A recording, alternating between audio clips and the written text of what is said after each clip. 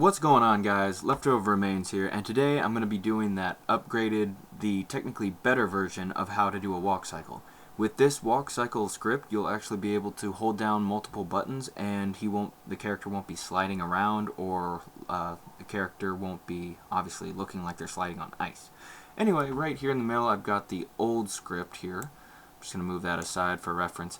Now, first off, I'm going to put in this. I'm going to leave the jumping cycle as is. This walk cycle that I'm going to teach you is actually good for RPG top-down 4-way walk cycles. You can have it. It will actually add up a lot, but at least your character won't be flip-flopping all over the place, and he won't be going diagonally if you prefer to be having a grid walk cycle. Anyway, that being said, first off, there's a lot of double negatives going on here. You're going to want to start with a getter attribute. Just go to list, and then you'll just type in what I did here. So it's going to be if not walk priority list contains no items. So technically, if it does contain something, then get item number 0 from Walkcycle list as text, and it equals left.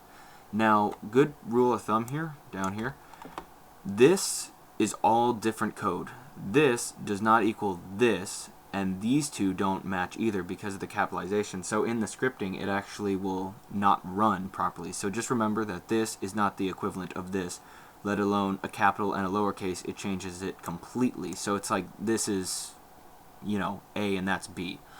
Anyway, so after we have that, so X speed to -10, switch walk animation to left walk. Otherwise, and you're going to do the same thing for if it's going to be up, down, right, or bottom, whatever. It's going to be otherwise if, not just if, otherwise if.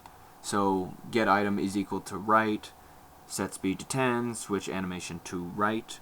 Over here, we have the beginning of the script. Technically, this should go up here.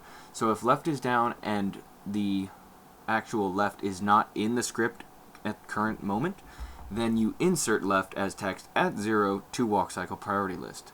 Boom. Next, you go in there, do the same thing for right, same thing for up, same thing for down. Then you come in, you bring in this little script.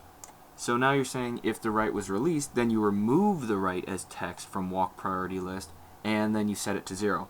Now this one inside says that if no other buttons have been pressed, so let's say right was the last button you pressed, then you're going to switch it to right stand. Same for left.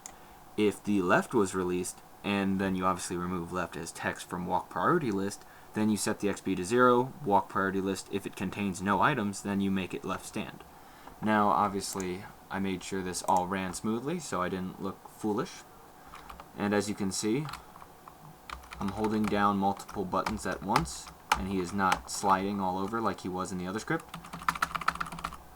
Obviously right there, but that's just because he's trying to balance himself out. Anyway, so yeah, there you go. Obviously the right, or the jump I mean, is going to be the same because we're not going to mess with that really. It doesn't need to be messed with because obviously it's not going to be if jump, you know, button is pressed. It's working alongside those two rather than against each other. But again, in an RPG, if you're doing up and down, you don't want them sliding all over. You also don't want there to be a character just frozen in mid stance. So this actually makes your game a lot cleaner looking. It fixes that problem the other script had.